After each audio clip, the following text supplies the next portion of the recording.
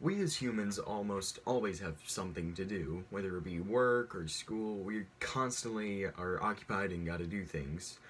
But whenever we don't do anything, we have free time, aka just time that we use to spend however we would like it, whether it be going to a sporting event or watching TV. Any of this is a valid use of time, most people would say. Still, however, in the after a few years, still Magic the Gathering, the card game, Magic, and other games like it have been deemed not worthy of using up free time with. Today I would like to talk about how it is a valid use of free time and how doing it can actually enrich as well. And with many hundreds and thousands of hours into games like this, I feel that defending and justifying all that time many people have spent on it is important. Today I will be comparing Magic to other hobbies and activities that people do in their free time, as well as talking about the advantages of playing the game. And finally, I will be talking about the notion that time should be spent on specific things for everybody. So, yeah, let's get to the first point. And one of the things that is just baffling to me is the thought that Magic and games like it are dissimilar to games like football or basketball or just doing something else. In reality, they are very similar.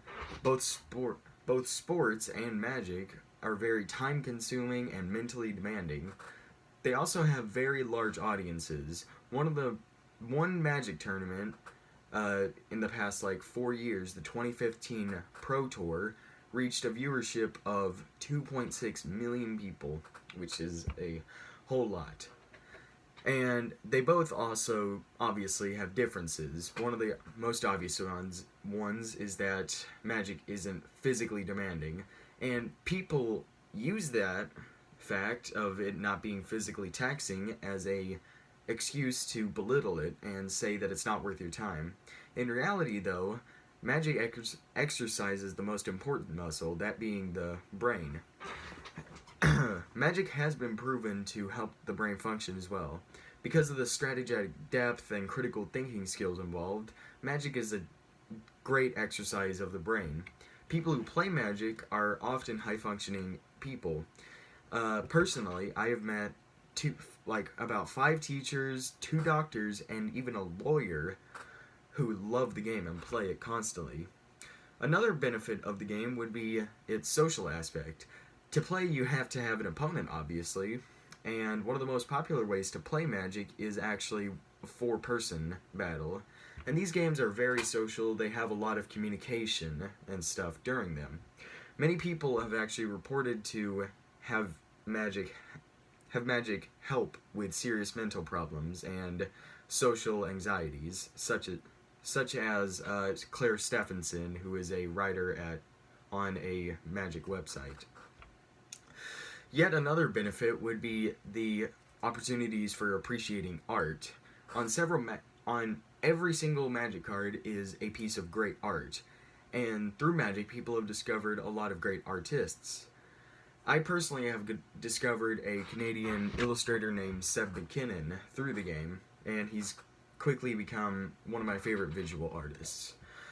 The last point I would like to bring up to you is the claim that time should be spent a certain way for everyone. This claim, though, is pretty ridiculous because people don't really like the same things at all. Some people don't like physical activities, some people don't like card games. If I were to walk into your house during your free time and tell you that watching TV or YouTube or listening to music is wrong and a stupid waste of time, you would probably tell me, get out of your house, this is my free time. And if somebody said that to me, I would probably respond the same way. And that's the main point of all this. Respecting the choices that others do is what is a key to a more empathetic sort of society. And free time is yours, and you should spend it however you desire.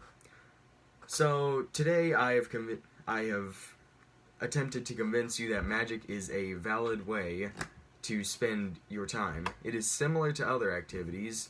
Like, the card game is very similar to other activities, and it has benefits on its own. And also, people should not be the dictator of your personal time. Time is one of the most prevalent yet limited things in life. It is important that whatever you do, whatever you go into with your free time, whether it be sports, video games, watching TV, movies, hanging out with friends, whatever it be, the main point is that it makes you happy. Thank you.